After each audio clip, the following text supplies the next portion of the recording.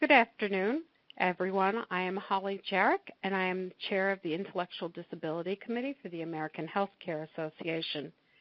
Today I'd like to talk to you about the topic of recruitment, which is certainly a timely one nowadays.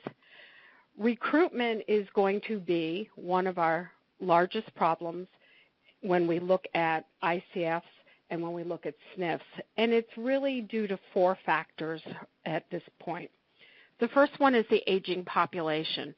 We're all aware of the fact that the silver tsunami is coming and that is going to put an increased need for caregivers.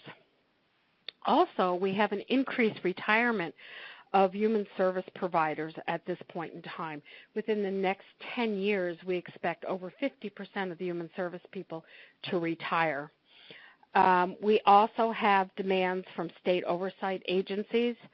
And lastly, we're woefully inadequately compensated for the work that we do.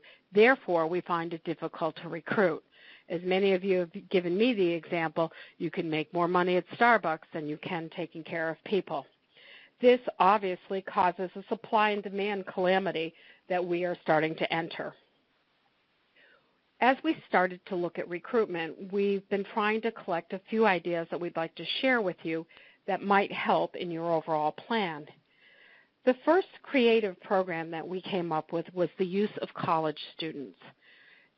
We have created a program that basically recruits juniors in college who are on their last year of work in a variety of programs, whether it is human services or it is nursing.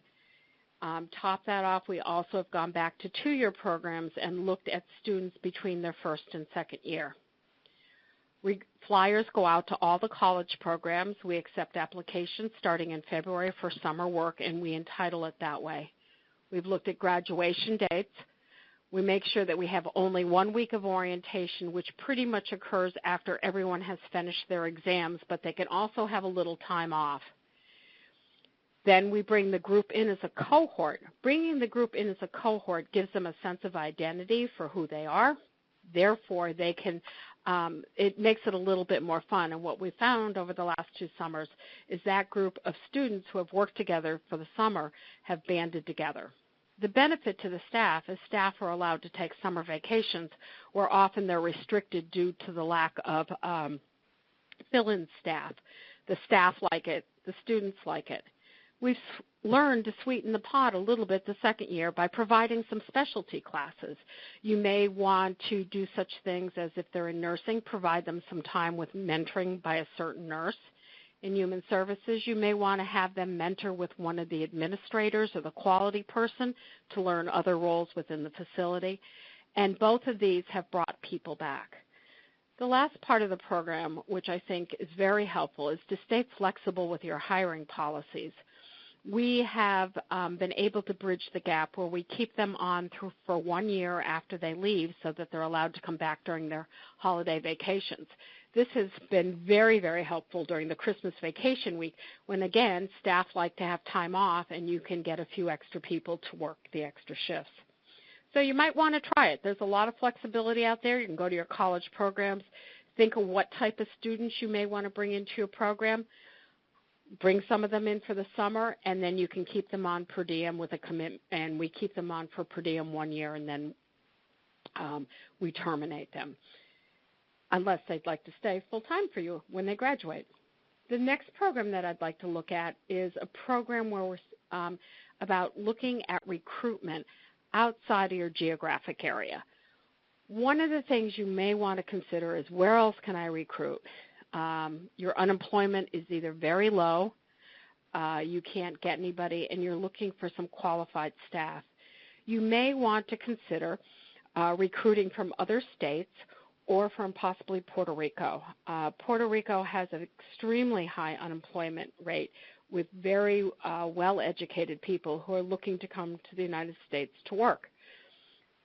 If you consider that sort of program, some of the steps you may want to consider in that are, 1, tying up with universities or recruiting seminars there, recruiting people, or looking at high schools within Puerto Rico.